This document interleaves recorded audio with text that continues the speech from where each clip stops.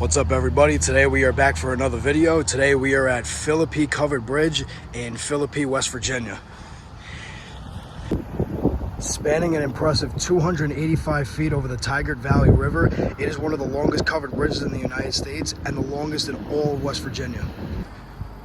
The bridge was built way back in 1852 and stands strong to this day. One thing very interesting and very unique about this bridge is that it is a two-lane covered bridge.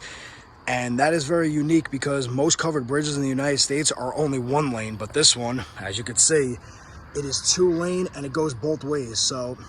And on the side of it as well, as you can see, there is a pedestrian walkway that leads you over the river and into the other side of the town.